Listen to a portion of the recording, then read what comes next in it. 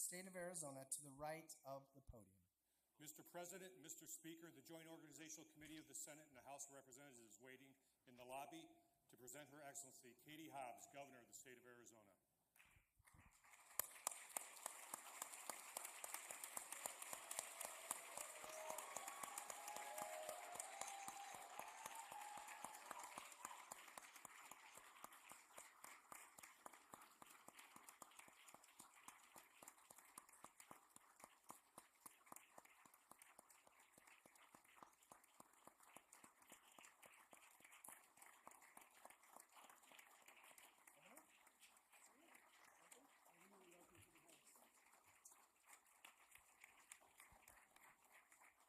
Oh, thank you. Members of the legislature, the Honorable Katie Hobbs, Governor of the state of Arizona.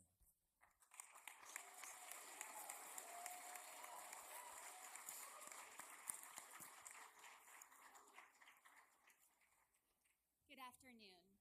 Speaker Montenegro, President Peterson, leaders De Los Santos and Sundaration, members of the House and Senate, Secretary Fontes, Attorney General Mays, Treasurer Yee, Superintendent Horn, Mine Inspector Marsh, Chief Justice Timmer, and members of the Judiciary and Corporation Commissioners, tribal leaders, honored guests, and my fellow Arizonans. It is our honor to mark the opening of the 57th Legislature for its first regular session here on land that will always be connected to the Y'atham and the Peeposh of today's Salt River, Pima Maricopa Indian community and of the Gila River Indian community. Before we go further, let me say my heart is with the people of California impacted by the devastating wildfires. I also want to acknowledge the courageous Arizona firefighters who are helping our neighbors battle the flames. To all those fighting the fires, thank you.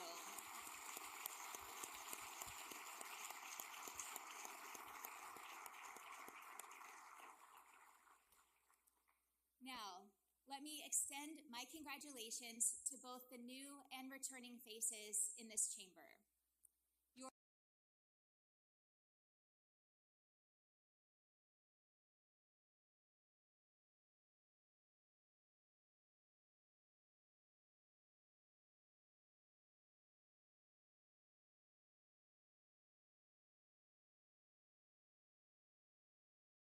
That honor comes from the indomitable spirit of the people who built this land into the thriving culture, economy, and innovative place it is today. The ingenious Huhugan people who first engineered Central Arizona's canal systems, and the tribes who continue to lead on water stewardship policies today. Individuals and families who built their lives here because they saw the promise of our deserts, our diverse geography, and our stunning open spaces. Leaders like Justice Sandra Day O'Connor, Governor Raul Castro, Senators Barry Goldwater and John McCain, who guided our state and nation. Their spirit carries on today. It continues with Arizonans like Felicia Ciuja, a member of the Havasupai Tribal Council. When devastating floods swept through Supai Village last summer and collapsed the surrounding trails, Felicia guided more than 100 tourists to Havasupai Elementary School for shelter. Throughout the night, she fielded calls from first responders about people stuck on trails and families looking for loved ones, communicating their names and locations to the tribe's rangers. Her service and heroism show how even in our most devastating moments, Arizonans are there to offer hope and a helping hand. Felicia, will you please stand so we can thank you for your bravery and kindness?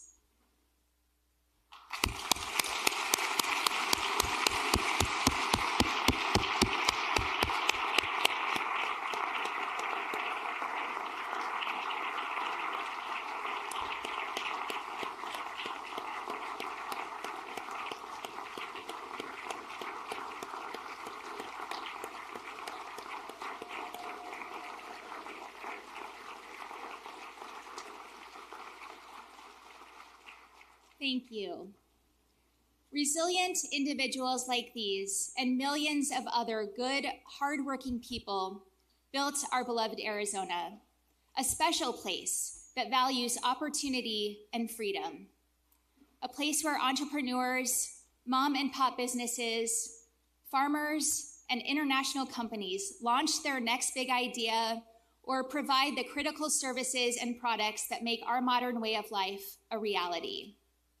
A place where your children and grandchildren can triumph beyond our wildest imagination. A place where the promise of tomorrow is as vast as our blue skies and luminous as the Arizona sun. This, my friends, is our Arizona promise. The promise that everyday people can find opportunity, security, and freedom. The promise that through hard work and perseverance, you can build a good life for yourself and your family and leave your kids with a better tomorrow. For many years, we lived by this creed and realized this promise. But for too many, the Arizona promise has slipped away. Our cost of living is too high. People are working harder and struggling more. Our freedoms are under attack. Our sense of security has faltered. For too long, politicians have focused on the wrong things, chasing headlines, playing politics, and looking toward their next election or their next office, rather than standing up for the people we represent. Since I became governor, we have made great strides in restoring this promise, but we still have much to do. Our promise means you shouldn't have to work 2 or 3 jobs just to make ends meet. It means your kids should be able to go to college or trade school without taking on a lifetime of debt. It means you should be able to access the medicine and healthcare you need at a price you can afford. It means if you work hard and save, you should be able to buy a home where your family can build a life. It means if you immigrate to this country, follow the law, pay taxes, and contribute to your community, the Arizona promise can be yours too.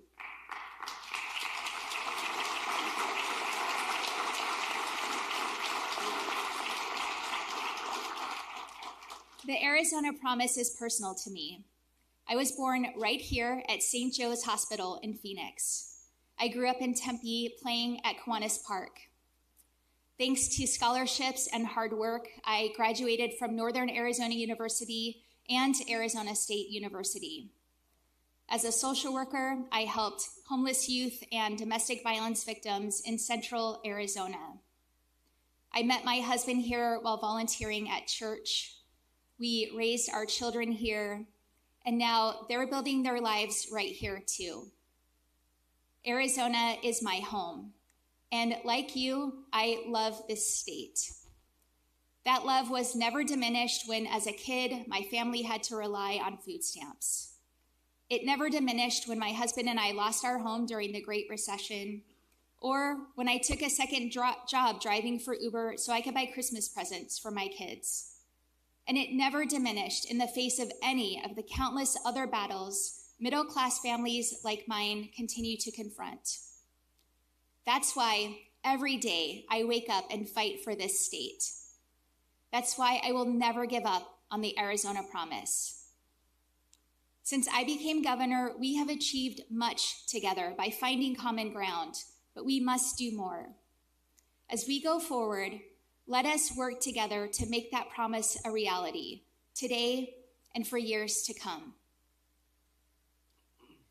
Having grown up in this state and raised my family here, I've witnessed how having a home represents more than 4 walls and a roof. The home I grew up in was somewhere we made memories.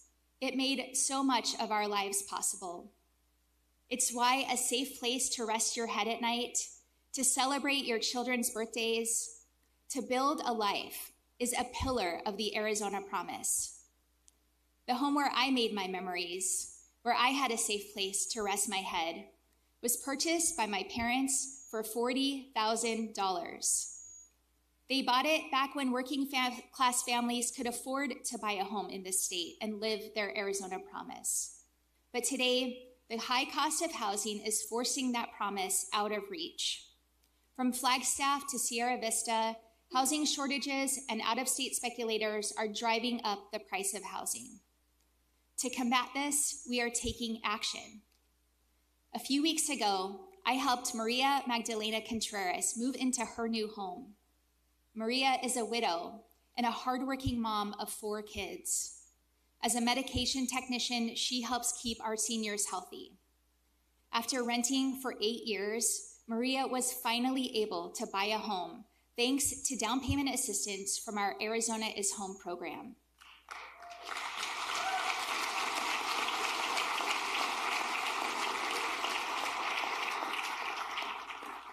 She now has a place of her own, a place to hang a photo of her beloved children, and a place to one day pass down to them. Maria's story signifies the perseverance of so many Arizonans who work hard and save for years, but for whom homeownership remains out of reach. We owe it to them to create more opportunities to find a home, access support if they need it, and live in the community they want. During my time as governor, we have lowered costs by cutting government red tape and making historic investments in affordable housing programs. But make no mistake, we must do more. First, we must extend the state low-income housing tax credit. This program has enabled the development of affordable homes across Arizona, from Prescott Valley to Tucson.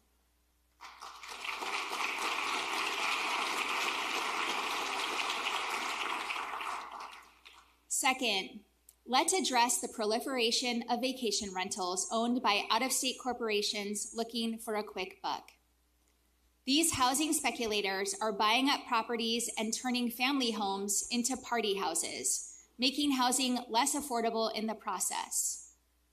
Party houses are causing chaos in our communities. We must end the top-down government mandate that denies our neighborhoods a voice. Arizonans want family homes, not party houses.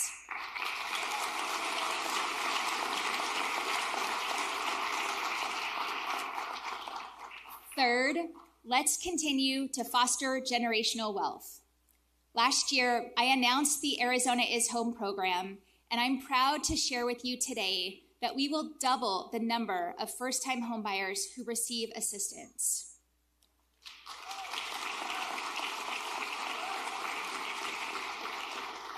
Finally, we must further cut the red tape that's driving up the cost of housing. I'm proud of the progress we've made expanding access to casitas and building duplexes and triplexes in our downtowns. But Arizonans are depending on us to find more common sense solutions that don't expose our neighborhoods to untested experiments. By taking these common sense actions, we can lower the sky-high cost of housing and help families thrive. But there is yet more that we can do, more we must do. No man or woman who served our nation and protected our freedoms should be forced to live on the street.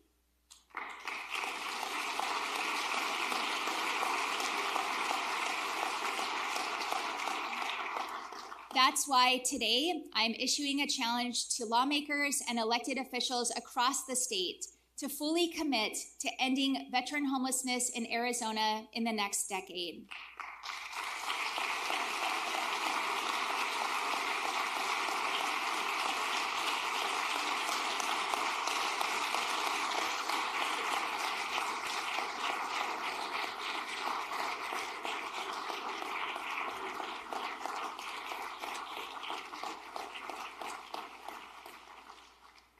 My executive budget will include a down payment to jumpstart this effort with the creation of the Homes for Heroes Fund.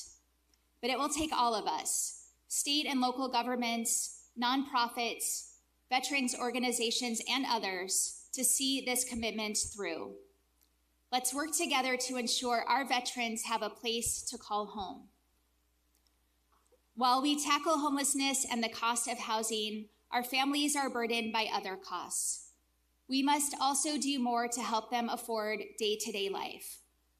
When I travel across the state and I speak to parents, I hear one thing time and again: childcare costs are out of control. On average, an Arizona family pays nearly $15,000 a year for childcare.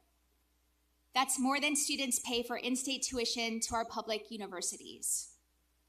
More than 75,000 Arizona children, 1 in 4, have parents who need childcare but can't access it. And every year, childcare disruptions cost our state billions of dollars in economic activity. I was a working mother who raised 2 kids, and I understand these challenges intimately. That's why I'm putting forward the Working Families Child Care Act to lower the cost of caring for your kids by 2/3.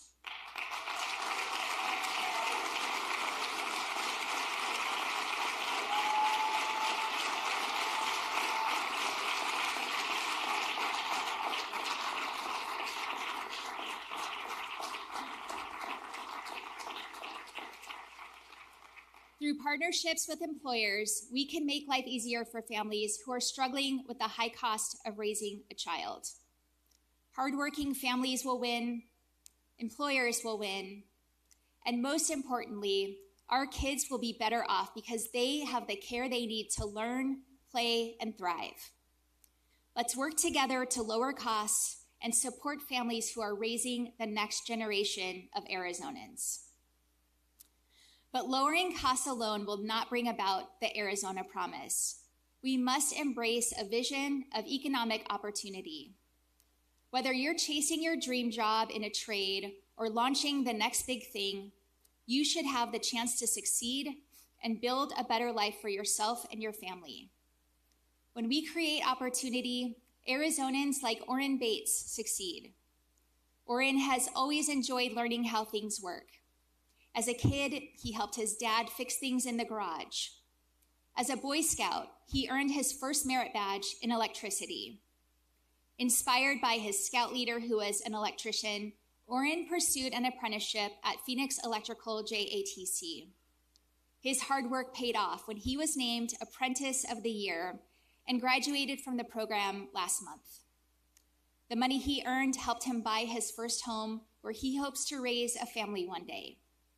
He's excited to get started as a journeyman inside wireman and put his electrical skills to work. Orrin, please stand. Join me in acknowledging Orrin for his hard work and congratulating him on his recent engagement.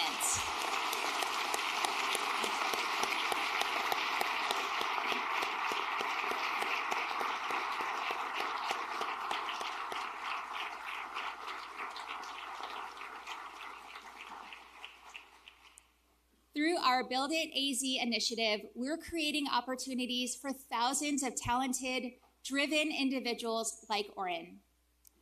We're investing in our construction and trades apprenticeship programs, including the one Orrin completed, that will in turn help more people build high-demand skills.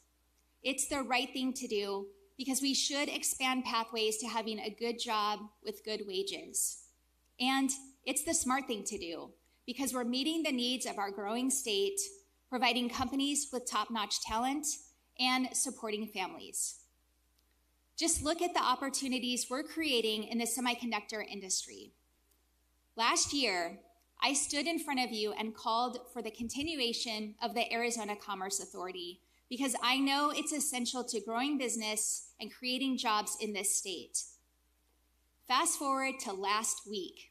I announced a historic investment through the CHIPS and Science Act to create Arizona's first national laboratory and one of America's 3 flagship semiconductor research and development facilities. It's an investment made possible because of the Commerce Authority, which partnered with Arizona State University to bring this tremendous opportunity to our state.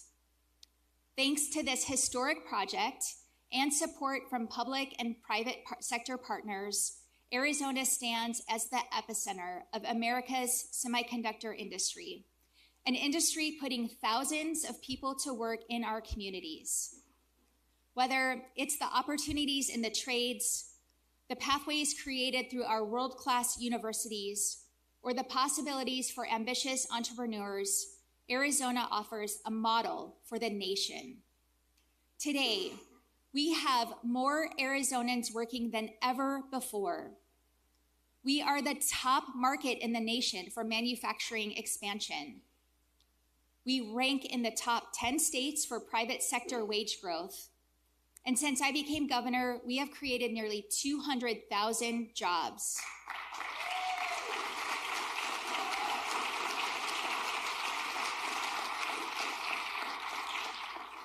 Through successful public-private partnerships and bipartisan collaboration, we are creating good-paying jobs that support industries critical to our national security and economic future.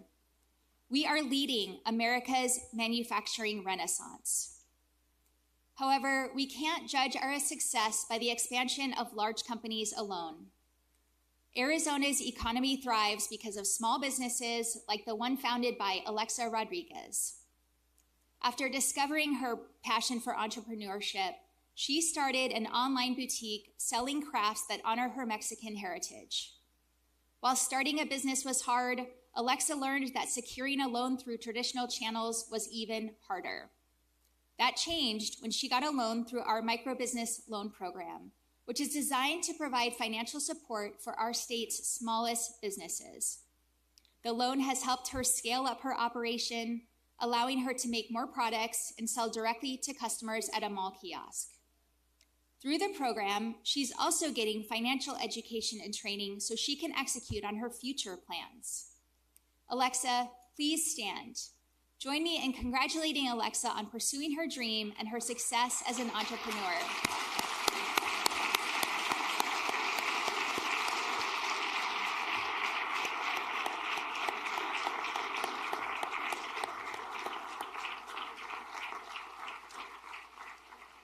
Thank you.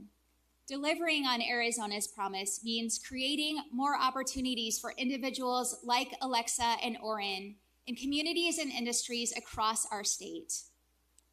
Beyond these efforts, however, the best way to ensure we have a strong, thriving economy is by acting decisively to support our public K-12 schools.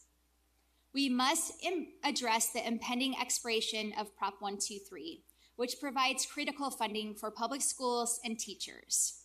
Renewing it is essential.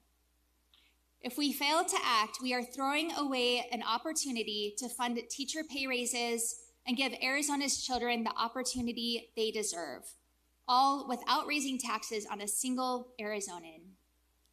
When Prop 123 originally passed, it was a bipartisan success and proved that Republicans and Democrats could come together and do the right thing for our students, teachers, and parents.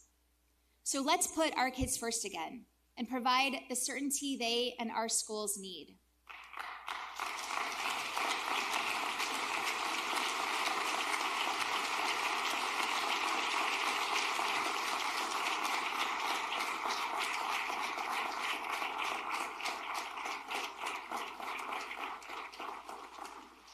Let's address the aggregate expenditure limit to make sure schools stay open.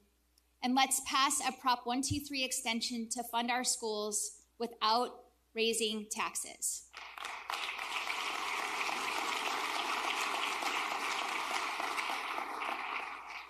I will not waver in my commitment to creating more opportunities for Arizonans, because every individual who works hard should have a chance to get ahead. A truly thriving economy means security for our families and neighbors. That's why safe communities are a core pillar of the Arizona Promise and why I've made border security a top priority. At my direction, the Arizona National Guard is at our border to support U.S. Customs and Border Protection and stop the flow of dangerous drugs into our state. When I visited the Port of Nogales in November, I saw the critical work that these men and women are doing to protect us. They direct traffic through X-ray machines, they break down vehicles, they assess every potential threat coming into our state.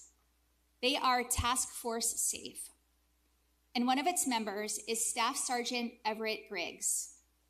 Staff Sergeant Griggs is a 17-year member of the Arizona National Guard and veteran of the United States Air Force. For Staff Sergeant Griggs, the mission of Task Force Safe is personal. He told me how proud he is to play a role in keeping his family and neighbors safe. Most of all, he's driven by his wife, Shauna, and his 3 children. Preston, who wants to serve his country as a helicopter pilot in the military, Everett III, an aspiring NBA player, and 7-year-old Peyton, who loves to dance. Staff Sergeant Griggs, will you please stand so we can show our gratitude for your dedication to keeping our state and families safe? Thank you.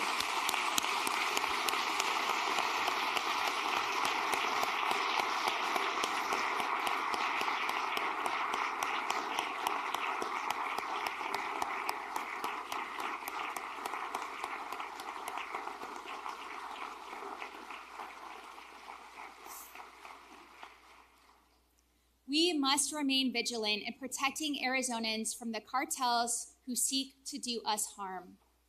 The fentanyl crisis is one of the greatest threats to public safety in our state's history and requires a collaborative approach across state, local, and federal governments. When we work together, we protect Arizona families. Since July, the Arizona National Guard and CBP have seized more than 8 million fentanyl pills and more than 2,000 pounds of meth, cocaine, heroin, and fentanyl powder. That means 8 million pills out of our communities. 8 million pills that didn't destroy fathers, mothers, sons and daughters, brothers and sisters, friends and grandchildren. 8 million pills that are no longer funding the cartels who are shoving poison into our neighborhoods. I will continue working with this legislature to protect our border, because until all Arizonans feel secure in their communities, we will not be able to deliver on our promise of freedom and opportunity. In this effort, we must better support members of law enforcement who are on the front lines of keeping us safe. Officers like Captain Trevor Graff and Sergeant Becky York, who are Arizona State Troopers. They also happen to be married. Every day they wake up, put on their uniforms, and bravely protect our families. But their selflessness extends far beyond that. Last year, Captain Graff and Sergeant York chose to foster 2 children, a baby girl and a baby boy who had been exposed to dangerous drugs. They were born addicted to fentanyl, meth, and cocaine, putting them at higher risk of medical issues. Thanks to the paid family leave my administration put into place, these foster parents were able to bond with their new babies, take them to critical doctor visits, get them healthy, and see them crawl for the first time. Captain Graff and Sergeant York, please stand so we can acknowledge and thank you for your service.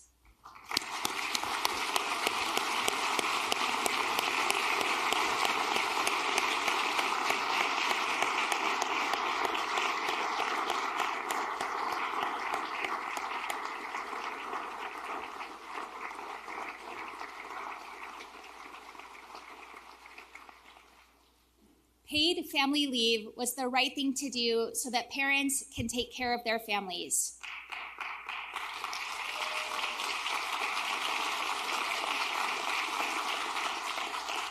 But we must do more for the brave men and women who protect us every day. That's why my executive budget will include a 5% pay increase for our frontline law enforcement, including state police and correctional officers. It's why my executive budget will also include a pay raise for the state firefighters who run towards danger and keep Arizonans safe every day. These well-deserved raises will not only reward our hardworking state law enforcement and firefighters, but also help us recruit and retain the best.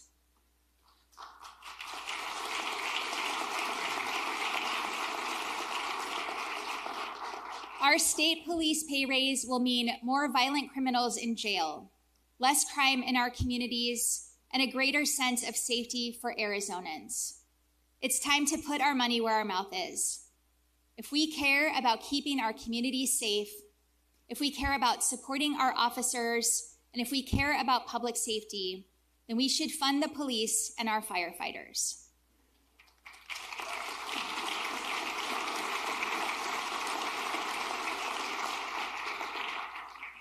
The Arizona Promise also means freedom.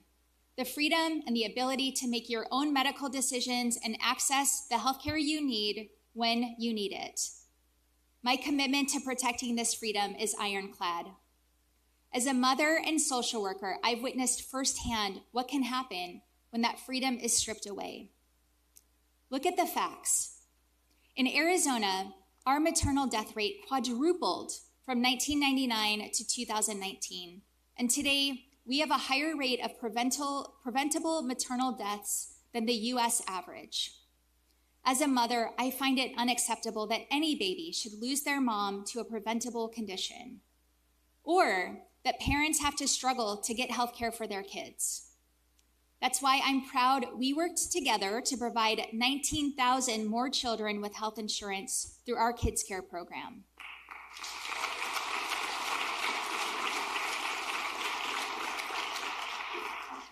This year, I will build on our success and take action to save the lives of new moms by making our 12-month postpartum coverage permanent. I also call on this legislature to expand access to family planning services to keep moms healthy.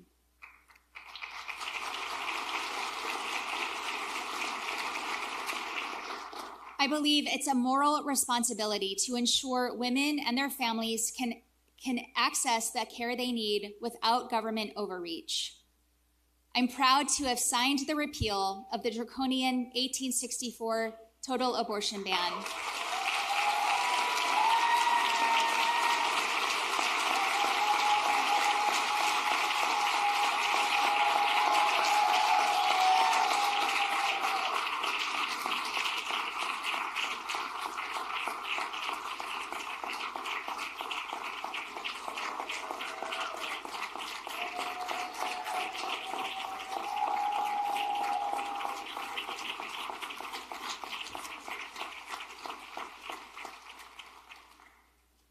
But unfortunately, some continue to attack women's freedoms, no matter the consequences. I proudly stood with the overwhelming majority of voters to enshrine the right to abortion in our state constitution.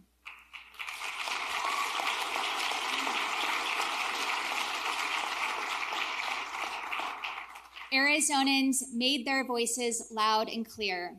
We want our freedoms protected. I have been steadfast in calling for the end of the abortion reporting law that requires government surveillance of pregnant women. And I again call on this legislature to get rid of this unnecessary, invasive report for good.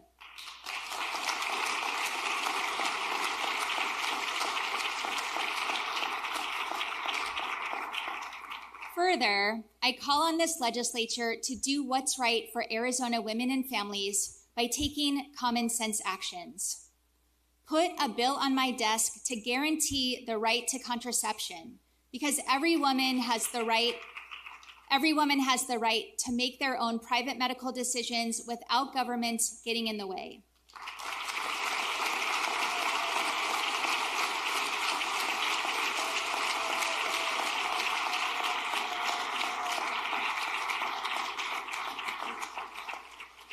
And pass legislation to protect a woman's right to access fertility treatment, because every Arizonan should be able to decide how and when to start a family on their own terms.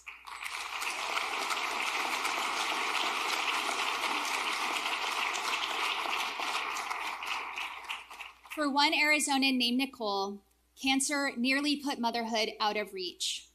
When she was diagnosed with leukemia at age 27, her immediate thought was, will I be able to have kids? Before starting chemo and undergoing a bone marrow transplant, she froze her eggs. Today, Nicole is 6 years cancer-free, and thanks to IVF, she has a beautiful daughter. She hopes IVF is protected so other women will have opportunities like her.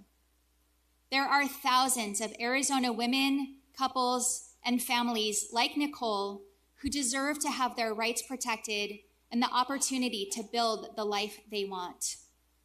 That's why these aren't just policy positions. They're actions that embody the fundamental values of freedom and family.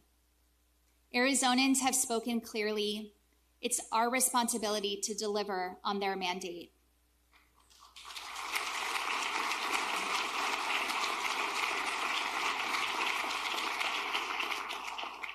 Another of our sacred freedoms is the right to clean water for all. We must protect this most precious of Arizona's resources.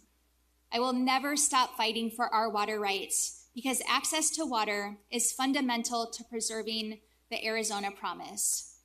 Whether that means combating federal overreach, out-of-state interests, or exploitation from big corporations that hurt local farmers. Securing our water future is essential to preserving our way of life.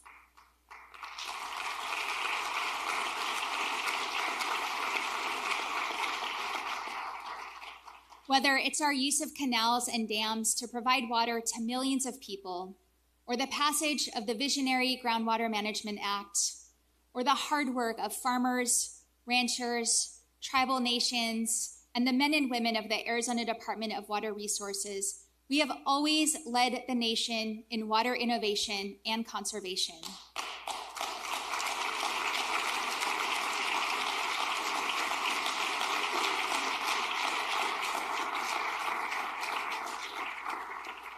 But some still lack access to this fundamental resource.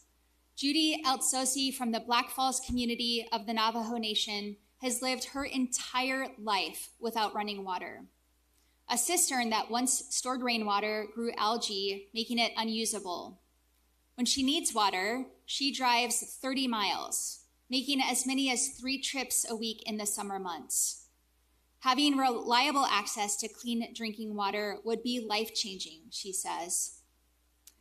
So in November, I signed historic water settlements with leaders from 4 tribal nations, ending decades of litigation and finally settling their water rights. Now it's time for Congress to do their part and pass these settlements so that Judy, her community, and future generations have access to the safe, clean water they deserve.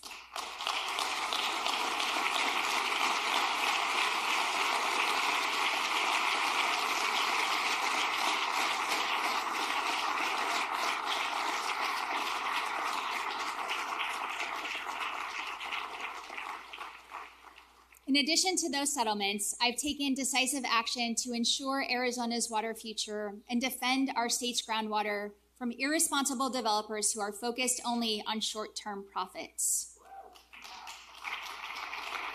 Through the work of my Water Policy Council, we created a program to build the housing communities need to grow while protecting the groundwater they rely on. And now I'm proud to announce the Arizona Water Company and EPCOR have taken the first steps to obtaining designations of assured water supply using alternatives to groundwater.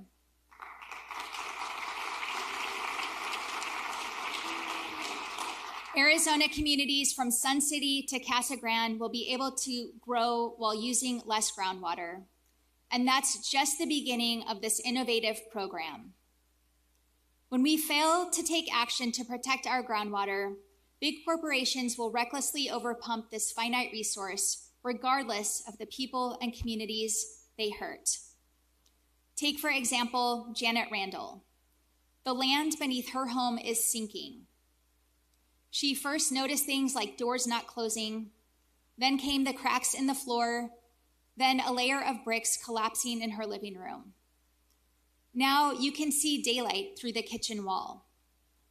In her community and across Cochise County, wells have gone dry, forcing residents to make an impossible decision: pay big bucks to deepen their well or move.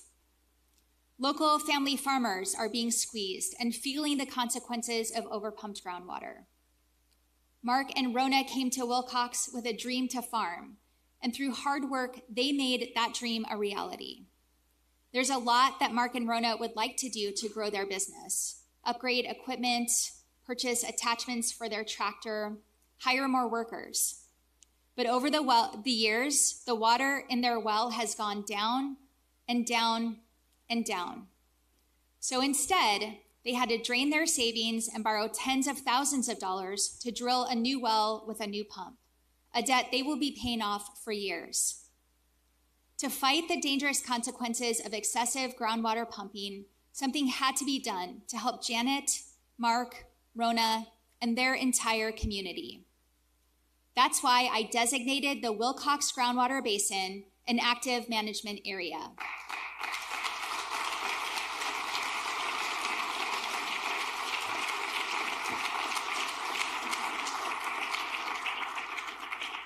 As I said when I stood before you last year, we must act now to protect Arizona's water.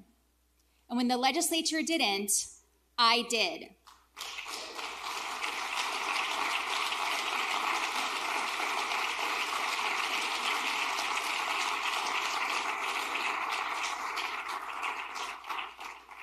I remain committed to true bipartisan reform to protect our groundwater. But mark my words, if this legislature fails to act, I will, again.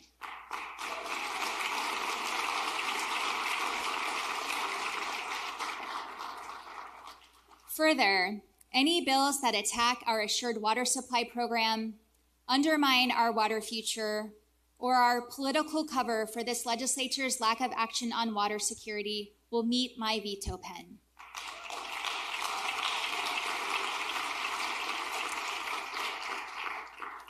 Finally, securing our long-term water supplies means defending Arizona's rightful share of the Colorado River. Whether I'm meeting with farmers from Yuma, communities across central and southern Arizona, or other governors, my message is the same. I will always stand up for Arizona's water rights.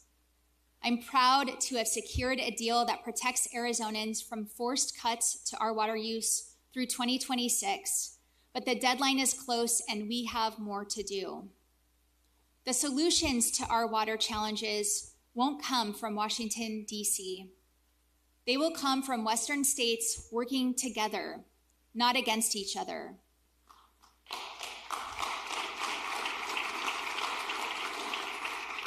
Arizona has led the nation in water management for generations.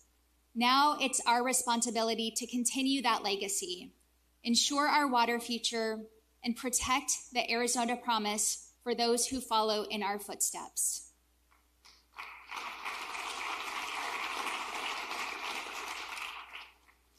Finally, our children deserve the best public education. From Page to Douglas, more than 90% of our K-12 students go to public school.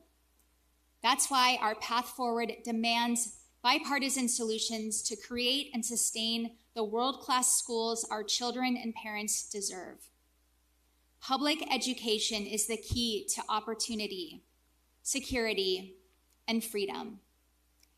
It is the Arizona promise. Success means outstanding teachers in every classroom. It means smaller class sizes to enable meaningful engagement and learning.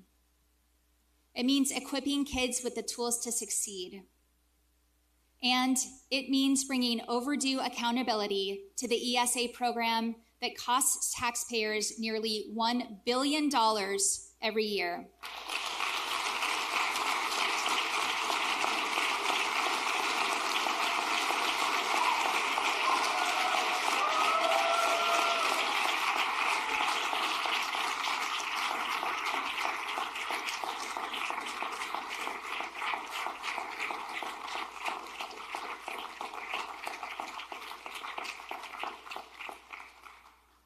Members of this legislature must act themselves. Do we finally put guardrails around ESAs to protect against fraud, waste, and abuse? Or do we continue to write a blank check with taxpayer money? Do we lower costs by investing in childcare and housing? Or do we continue to subsidize the rich? Do we provide life-saving care to new mothers and their children? Or do we continue paying for grand pianos to sit in multi-million-dollar homes? Do we give our police a raise and secure our border, or do we continue to pay for ski resort passes? The current program is unchecked, flawed, and rife with exploitation.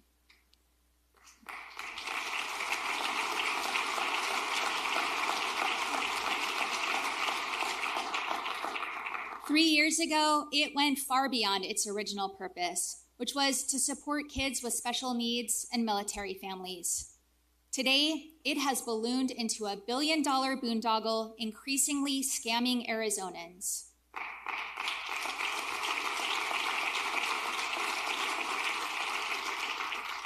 Other entitlements funded by taxpayers have strict oversight and income requirements.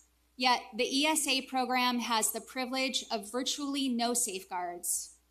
My executive budget offers a balanced solution that supports families and finally brings real effective guardrails to ESAs. The solution is simple.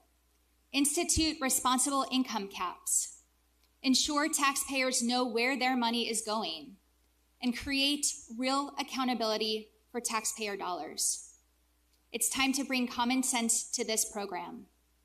It's time to bring the same fiscal responsibility to ESAs that we demand from every other program in state government.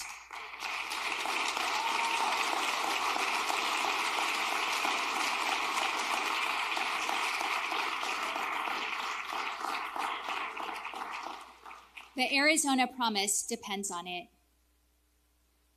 In his opening message to the first regular session of the 35th Legislature, Governor Bruce Babbitt delivered the following words.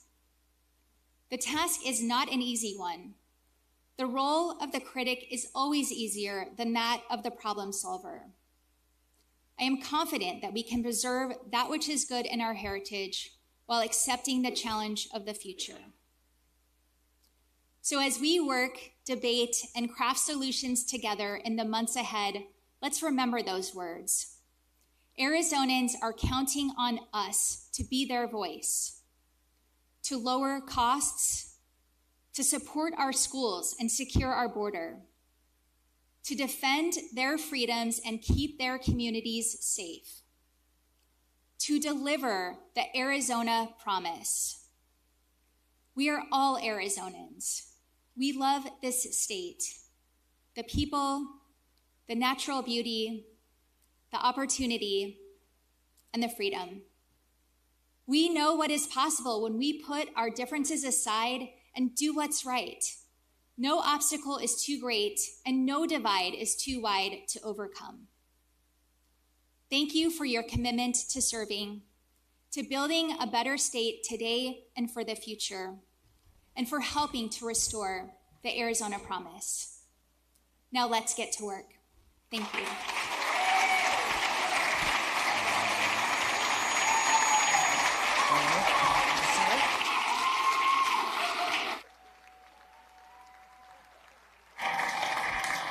The members of the Joint Committee will please escort the governor from the House chair.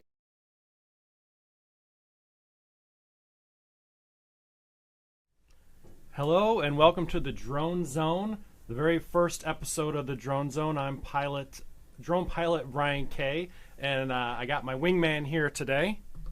I am